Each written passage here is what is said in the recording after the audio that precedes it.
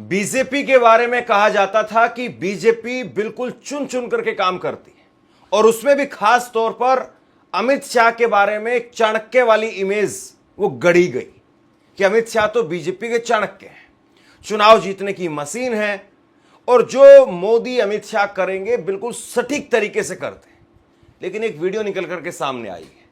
4 दिन पहले देश के गृह मंत्री माननीय अमित शाह साहब वो गए थे जम्मू कश्मीर और जम्मू कश्मीर के चकमंगू गांव में जब वो पहुंचे तो वहां से 4 दिन के बाद में अब एक छोटी सी वीडियो वायरल हो रही है और उस वीडियो के अंदर अमित शाह कह रहे हैं कि 2-4 आदमियों को बुला करके ले आओ।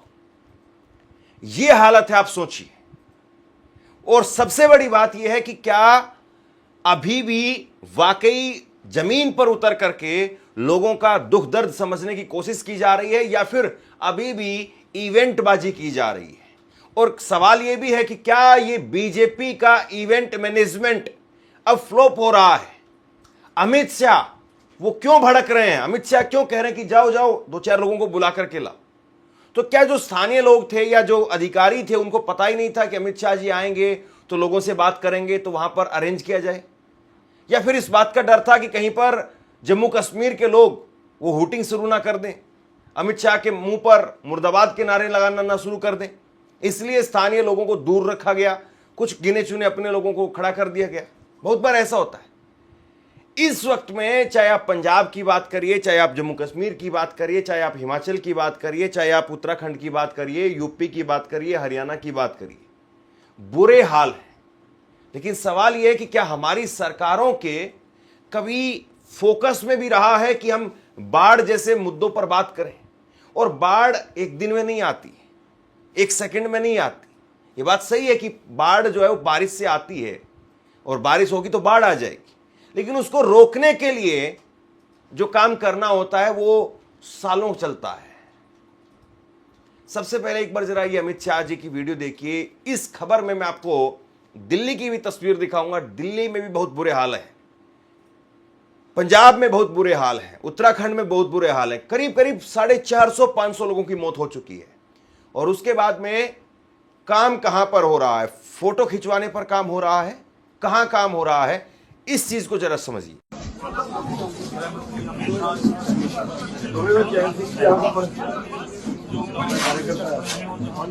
और यहाँ के लोगों को बुलवा लो 10-20-50। अरे यार यहाँ जाकर 4-5 लोग, अरे यार यहाँ जाकर 4-5 लोग।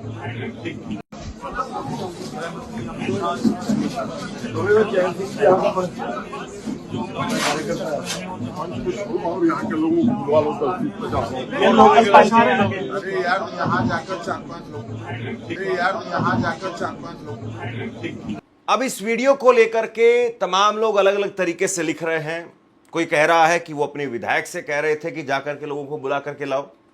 कोई कह रहा है कि नहीं, पॉजिटिव वे में उन्होंने लोगों को बुलाने की बात कही थी। कोई कह रहा है कि नहीं पंजाब में हुआ है, पंजाब में तो खैर नहीं हुआ है। हमने इस चीज़ को क्रॉस चेक करने की कोशिश की है। आप जो ये वायरल वीडियो देख रहे हैं और उसके साथ में ये अमित शाह जी का ट्वीट आप देखिए। इन दोनों में अमित शाह जी की एक ही पोशाक है और उनके साथ में जम्मू कश्मीर के उपराज्यपाल मनोज सिन्हा वो दिखाई दे रहे हैं। और दोनों की जो है वो तस्वीरें देख करके आपको अंदाज़ा हो जाएगा कि ये तस्वीर जो है वो जम्मू कश्मीर की है। और जम्मू कश्मीर के चकमंगू गांव में अमित शाह जी गए थे। चकमंगू गांव में जाकर के उन्होंने हालात का जायजा लिया था और वहां पर यह स्थिति हुई है। अमित शाह जी ने खुद से ट्वीट करके लिखा है कि आज मैंने जम्मू के चकमंगू गांव का दौरा किया जो हाल ही में आई बाढ़ से प्रभावित हुआ है। राहत और बचाव कार्य पूरी गति से आपदा प्रतिक्रिया बलों द्वारा किए जा रहे हैं। साथ ही प्रभावित लोगों को चिकित्सा सहायता भी उपलब्ध कराई जा रही है। मोदी सरकार प्रभावित लोगों के पुनर्वास के लिए पर्याप्त कदम उठाने के लिए प्रतिबद्ध है। तो अमित शाह जी कह रहे हैं कि मोदी सरकार प्रतिबद्ध है। अब कितनी प्रतिबद्ध है मोदी सरकार, ये मैं आपको अलग अलग तस्वीरों के जरिए दिखाता हूं। सबसे बड़ी बात तो यह है दोस्तों कि इस वक्त में यह दिखाई नहीं देता है कि सरकार की प्राथमिकता कहीं पर बाढ़, सूखा, भुखमरी, बेरोजगारी, ये जो बड़े मुद्दे हैं वो हों। और इन बड़े मुद्दों का हल वो एक दिन में नहीं निकल सकता है। कहीं पर सूखा पड़ा हुआ है तो सूखे में आप एक दिन में टैंकर लेकर के पहुंच जाएं और कहें कि नहीं नहीं हम तो मोदी सरकार जो है बहुत काम कर रही है, प्रतिबद्ध है, तो समझ में नहीं आएगी बात आपको। आजकल तैयारी क्या दिखती है? आजकल तैयारी ये दिखती है कि हनुमान जयंती होनी है तो वहां पर कौन सा डीजे पर कौन सा गाना चलेगा, कौन सी मस्जिद के सामने डांस करना है, ये तैयारी दिखती है। होली आएगी तो फिर मस्जिदों को तिरपाल लगा करके ढका जाएगा, इस तरह की तैयारी होती है। ये तैयारी नहीं है कि बाढ़ आएगी तो बाढ़ से निपटने के लिए क्या होगा। मैं खुद ग्राउंड पर गया हूं और खुद ग्राउंड पर जब मैंने गया तो वहां पर लोगों ने कहा कि यहां पर मिट्टी की एक मुट्ठी रेत ला करके भी जो नहीं डाली गई है। ये सच्चाई है। और आप अगर काम नहीं करेंगे, आप अगर आंख बंद करके बैठ जाएंगे तो फिर वही होगा जो हो रहा है।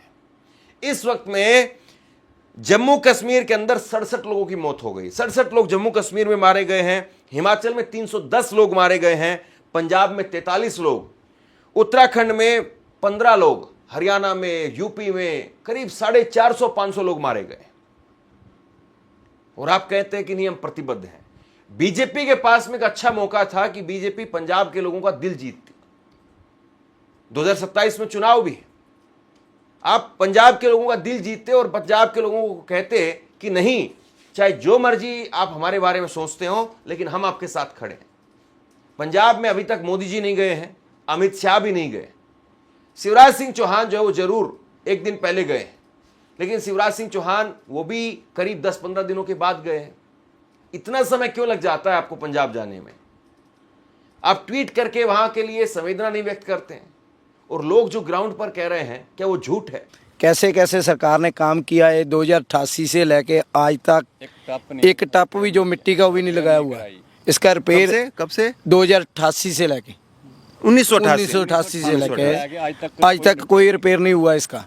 इसके कारण ये सारा गाँव जितने ख़त्म हुआ है ये सरकार की वजह के कारण हुआ है, क्योंकि कोई दिखाई नहीं देता। जब बारिश आती है, जब रावी ऊपर आता है तो फिर गाड़ी भागती है पूर, जैसे मंत्री आते हैं सभी देखते हैं, फ़ोटो खींच के जाते हैं। जिस दिन हमको ज़रूरत था, इधर मजबूरी था, फंसे थे लोग घरों में, हमने किश्ती के लिए कॉल किया। डीसी, एसएसपी, अजनाला देहाती जो भी है हमारे पूरे इधर के प्रशासन को, किसी ने भी सहूलत नहीं किया। कोई अगन बोर्ड नहीं पहुंचा, कोई बेड़ी नहीं पहुंचा हमारे पास। हमारे खुद गांव वाले इधर पास में डेरा दिखा रहे हम, कोठी देखो वो सामने कोठी है, उधर से आदमी रुड़ के खत्म हो गया। सबसे बड़ी बात यह है, सरकारों का काम होता है कि कहां पर कमी हो रही है, कहां पर लापरवाही हो रही है, उस चीज को चेक करना। अभी अभी कुछ दिन पहले वैष्णो देवी में एक लैंडस्लाइड हुआ और उस लैंडस्लाइड में करीब 30-35 लोग मारे गए। वो खबर उस वक्त में मैंने की थी और उसके बाद में खबर सामने आती है कि वैष्णो देवी श्राइन बोर्ड ने, जो सरकार की तरफ से, यानी जो स्टेट गवर्नमेंट है, उमर अब्दुल्ला की सरकार है, उनकी तरफ से एक एडवाइजरी जारी की गई थी और उस एडवाइजरी को माना नहीं और उस वजह से करीब 35 लोग मर गए। ये उस वक्त की भास्कर की आप रिपोर्ट देखिए। स्थानीय लोगों ने उस वक्त में कहा था कि वैष्णो देवी श्राइन बोर्ड ने यात्रा नहीं रोकी और उस वजह से बड़ी संख्या में लोग मारे गए। तो क्या अमित शाह बता सकते हैं या उनके साथ में जम्मू में घूम रहे मनोज सिन्हा, एलजी, वो बता सकते हैं कि उन्होंने क्या कार्रवाई की है श्राइन बोर्ड पर? या बस सब कुछ जो है वो अपने आप से ऑटोमेटिक मोड पर चल रहा है? कहीं तो आप कार्रवाई करेंगे ना, कहीं पर तो आप चीजों को रोकेंगे ना, कहीं पर तो आप एग्जाम्पल सेट करेंगे। यह सब कुछ ऐसे ही चल रहा है। दिल्ली में बहुत बुरा हाल है। दिल्ली में सरकार ने, अब सोचिए जरा ये सोच कैसे काम करती है। दिल्ली में सरकार ने रिलीफ कैंप बनाए कि बाढ़ आएगी तो यहां पर जो है वो हम रिलीफ कैंप, राहत शिविर जो है वो लगा रहे हैं, लेकिन वो राहत शिविर वो खुद फंस गए। दिल्ली की मुख्यमंत्री रेखा गुप्ता जी का बहुत बहुत धन्यवाद है कि अब हम लोग दिल्ली में भी वोटिंग का आनंद ले सकते हैं। और आप देख सकते हो कि दिल्ली के अंदर जब बाढ़ की स्थिति बनती है तो यहाँ पे रिलीफ कैंप लगाया गया और अब इस रिलीफ कैंप को ही जो है रिलीफ की जरूरत है। लेकिन रेखा गुप्ता जी डरना मत, हम राहुल गांधी के सिपाही हैं, आपकी हम मदद तभी भी करेंगे और हम आपके रिलीफ कैंप को बचाने के लिए कश्मीरी गेट आए हुए हैं ताकि आपके रिलीफ कैंप में यदि कोई व्यक्ति फंसा हुआ है, उसके लिए खाने की व्यवस्था, उसके लिए दवाइयों की व्यवस्था हम सब लोग करने के लिए आए हैं। रेखा गुप्ता जी, आपका बहुत बहुत धन्यवाद। आपसे कुछ कहना चाहता हूं। आज के वक्त में पत्रकारिता करना कितना मुश्किल काम है, लेकिन अगर ऐसे में भी कोई आपकी खबर दिखा रहा है, कोई आपके मुद्दे पर बात कर रहा है, तो आपको भी उसका साथ देना चाहिए। अगर आपको लगता है कि मेरी पत्रकारिता सही है, मैं आपके लिए आपकी खबर वो दिखा रहा हूं, तो ऐसे में आप मेरा सहयोग कीजिए। आप इस वीडियो को जब लाइक करेंगे तो लाइक के साथ में ही एक थैंक्स का बटन आपको दिखाई देगा। उस थैंक्स के बटन पर आप क्लिक कीजिए और जो भी सहयोग राशि दे सकते हैं वो दीजिए। दूसरा, आप चैनल को ज्वाइन कर सकते हैं और चैनल को ज्वाइन करके भी मुझे मदद कर सकते हैं। दिल्ली की ही आप एक तस्वीर और देखिए। ये देखिए, ये भी दिल्ली की तस्वीर है। किस तरीके से हाईवे धंस गया। और उसके बाद में नितिन गडकरी वो बड़ी बड़ी लंबी लंबी लच्छेदार बातें करते हैं, ऐसी बात करते हैं, इतना तगड़ा पीआर है नितिन गडकरी का कि विपक्ष के नेता नितिन गडकरी की प्रशंसा करते हैं कि बहुत शानदार आदमी है, बहुत शानदार काम करते हैं। लेकिन ये तस्वीर बता रही है कि नितिन गडकरी और उनका कार्यालय, उनका डिपार्टमेंट किस तरीके से काम कर रहा है। मैं खुद अपना निजी अनुभव आपको बता रहा हूं। मैं पंजाब गया। पंजाब जाते समय पर इतने भयंकर गड्ढे हैं, दिल्ली से अमृतसर की तरफ अगर आप निकलेंगे, इतने भयंकर कि जाते वक्त में रात को गाड़ी के 2 टायर फूल गए। टायर फूल करके जो थोड़ा सा बबल बन करके बाहर आ जाता है, उस तरीके से हो गए 2 टायर, और बिल्कुल नए टायर थे। फिर उसको हमने बदलवाया, दोनों टायर फिर जो है वो बदलवा करके नए डलवाए। एक साइड के ही दोनों टायर फूल गए थे, ड्राइवर साइड के, तो एक साइड के जो दो टायर ठीक थे वो पीछे कराए, आगे दोनों टायर हमने नए कराए।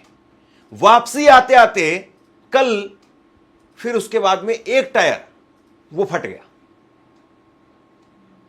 बताइए आप ये क्या हो रहा है। और ये टायर अपने आप से नहीं फटे, खराब रोड है, इतना भयंकर जो है वो खराब रोड है कि आप मत पूछिए।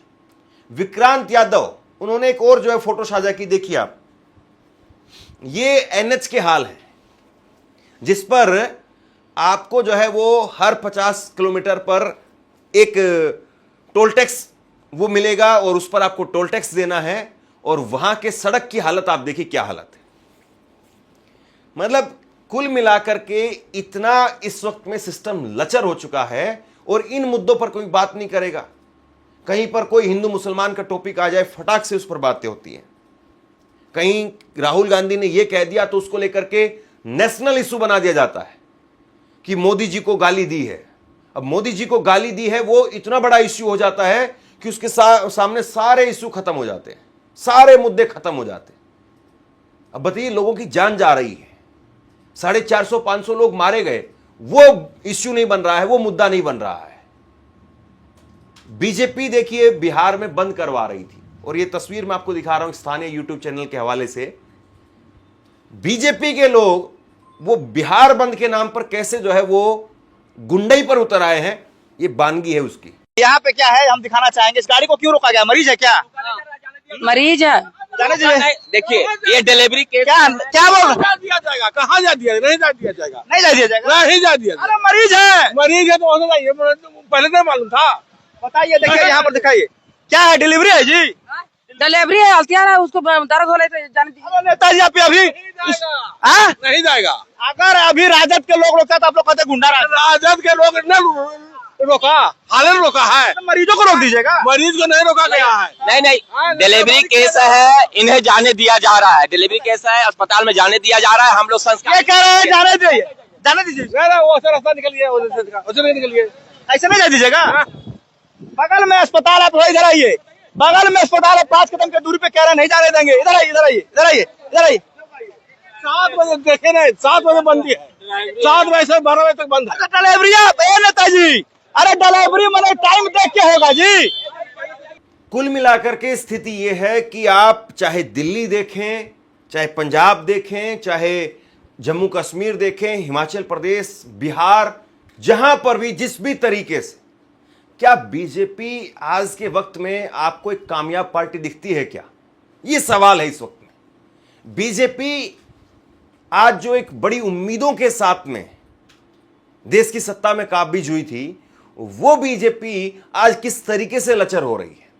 और जब अमित शाह के प्रोग्राम में, भाजपा के चाणक्य के प्रोग्राम में अगर इस तरीके से काम हो रहा है, तो आप सोचिए कि बीजेपी क्या वाकई वो बीजेपी बची भी है क्या, जहां पर हर चीज हर तरीके से होती थी। मतलब यह कहा जाता था कि मोदी जी ऐसे चलेंगे तो अमित शाह ऐसे चलेंगे, उनके साथ में जेपी नड्डा ऐसे चलेंगे, बिल्कुल इंच बाय इंच चीजें तय होती थी।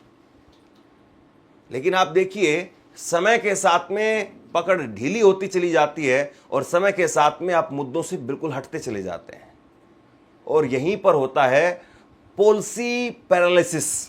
और जब यह होता है तो लोगों का विश्वास उस सरकार से उठ जाता है। यह कांग्रेस के साथ भी हुआ था। कांग्रेस भी ऐसी लचर हालत में चली गई थी कि कोई कुछ भी बयान दे रहा है, कोई कुछ हो रहा है, कोई कुछ हो रहा है, कहीं पर अन्ना हजारे का आंदोलन है, कहीं कुछ है, कहीं कुछ है। ये 2011 से लेकर के 2013 तक कांग्रेस के साथ में भी यही हुआ था। बीजेपी उसी ट्रैक पर जाती हुई दिखाई दे रही है। अब किस महानुभव ने बिहार के अंदर इनको सलाह दी कि आप बिहार में बंद बुलाइए, मोदी को गाली दी गई है, इस नाम पर आप बिहार को बंद कर दीजिए। और जिस खास आदमी ने, जिस महान आदमी ने, जिस महामानव ने यह सलाह दी होगी कि आप यह काम करिए, उस आदमी ने बीजेपी का सबसे बड़ा नुकसान कर दिया। बीजेपी जो सहानुभूति बटोर भी रही थी नरेंद्र मोदी को गाली के नाम पर, वो पूरी तरह से खत्म हो गई। खत्म इसलिए हो गई क्योंकि इतनी गुंडागर्दी बिहार बंद के नाम पर की गई, इतनी सारी तस्वीरें निकल करके सामने आई। एक महिला शिक्षक वो कहीं पर जा रही थी, जबरन उनको रोक लिया। आप एक तरफ कह रहे हैं कि महिला को गाली दी गई है, इस नाम पर हम प्रोटेस्ट कर रहे हैं, और महिला के साथ में बदतमीजी कर रहे हैं। कोई एम्बुलेंस में जा रहा है, किसी को बच्चा होने वाला है, गर्भवती है कोई महिला, उसको आप रोक रहे हैं। वो कह रहे हैं कि पहले नहीं पता था आपको। अरे भाई, बच्चा पेट में है, वो बच्चा बीजेपी से पूछ करके बाहर आएगा क्या? तो जिस तरीके से ये सारा खेल रचा गया, उसने पूरी तरह से उस सहानुभूति को धो करके रख दिया। अगर बीजेपी सांकेतिक तौर पर इसको करती कि सड़क के किनारे हम बैठ करके धरना देंगे, हम लोगों को नहीं रोकेंगे, काली पट्टी मुंह पर बांध करके या कुछ और दूसरे तरीके से, तो उसका ज्यादा इंपैक्ट जाता। लेकिन आप सड़क पर उतर आए, जो दुकान नहीं बंद कर रहे थे। मैंने कई वीडियो ऐसी देखी जहां पर यह कहा गया कि आज आपका बिहार बंद है, लेकिन देखिए सामने दुकानें खुली हुई है। जब बीजेपी के नेताओं से रिपोर्टर ने पूछा, तो वो रिपोर्टर के सामने ही भाजपा के नेता वो दुकान की तरफ दौड़ने लगे, डंडा लेकर के वहां पर दुकान के शटर नीचे गिरवा रहे थे। और ये वो जंगल राज की आप जो बात करते थे, दिख गया जंगल राज क्या है। यही तो है जंगल राज। अगर लोग आपके साथ में होते, लोग ये मानते कि मोदी जी को गाली दी वो गलत दी है, और लोगों को भी दर्द हुआ होता, लोगों को पता चल रहा था कि ये शुद्ध राजनीति है, एक तरफ जो गाली दी गई है, दूसरी तरफ उसको भुनाया जा रहा है, लोगों ने लिया इसको इसी तरीके से, और फिर उसके बाद में क्या हुआ? उसके बाद में आपकी जो सहानुभूति थी वो खत्म हो गई। अब जिस महामानव ने ये सलाह दी कि बिहार बंद किया जाए, दिख गया। कुछ इसी तरीके से जो है थोड़ी चीजें इकट्ठा होती हैं, और उसके बाद में लोगों के अंदर आपके खिलाफ वो जन आक्रोश का एक विस्फोट होता है, जो सब कुछ बहा करके ले जाता है। ऐसे ही बाढ़ काम करती है। पानी आया है, पानी को आप रोक नहीं सकते हैं, लेकिन पानी को रोकने के लिए अगर आपकी सालों से तैयारियां हों, तो पानी को आप रोक सकते हैं। तब आपको ऐसे फोटो खिंचवानी नहीं पड़ती है। अभी शिवराज सिंह चौहान गए, तो शिवराज सिंह चौहान जाकर के वहां पर यह नहीं बता पाए कि हम क्या मुआवजा दे रहे हैं, यह नहीं बता पाए। एक तरीके से खनन को लेकर के और दूसरी चीजों को लेकर के आम आदमी पार्टी को घेरने की कोशिश की। वहां पर मैं खुद ग्राउंड पर गया, मैंने चीजों को ग्राउंड पर देखा। आम आदमी पार्टी को लेकर के, भाजपा को लेकर के, कांग्रेस को लेकर के, किसी नेता को लेकर के या अकाली दल को लेकर के, पंजाब में मैं ये नहीं कह सकता हूं कि वहां पर लोग बहुत खुश थे या उस नेता का बहुत गुणगान हो रहा था। लोगों ने खुद से खुद की मदद की। मैं इतना पंजाब में घूमा, अलग अलग जिलों में गया, 24 घंटे लगातार हम लोग घूमते रहे, लेकिन हमें कहीं पर किसी पार्टी का कोई नेता दिखाई नहीं दिया, या पार्टी के नेताओं का कोई राहत शिविर वो दिखाई नहीं दिया। और ये फेलियर नहीं तो और क्या है? और ये फेलियर है राजनीति का। राजनीति जनहित के लिए होनी चाहिए, लेकिन जनहित के लिए ना होकर के राजनीति फोटो के लिए हो रही है, रील के लिए हो रही है। आज जिसको देखो उसको रील बनवाने की पड़ी हुई है। शिवराज सिंह चौहान गए तो शिवराज सिंह चौहान दिखा रहे हैं कि मैं नंगे पैर गया। फिर उनके ऑफिशियल जो ट्विटर हैंडल है, शिवराज सिंह चौहान का ऑफिस का जो ट्विटर हैंडल है, उस पर बाकायदा एक रील डाली गई कि शिवराज सिंह चौहान, और उसमें बाकायदा कैमरामैन शिवराज सिंह चौहान के पैरों पर फोकस करता है कि देखिए मंत्री साहब नंगे पैर हैं। अरे जो लोग मर गए हैं, जिनकी बकरियां बह गई है, जिनके भैंस बह गए हैं, जिनके घर बह गए हैं, उन तक कैमरा क्यों नहीं पहुंचा? वहां तक लोग क्यों नहीं पहुंचे? वहां तक मंत्री क्यों नहीं पहुंचे? ये सवाल गायब है। और जब इस तरह से चीजें होंगी तो जाहिर सी बात है जन आक्रोश तो आपको दिखाई देगा, और फिर आपको कहना पड़ेगा 2-4 लोगों को बुला लाओ। आप क्या सोचते हैं? नीचे कमेंट बॉक्स में लिख करके मुझे जरूर बताइए। इस खबर को शेयर कीजिए। धन्यवाद।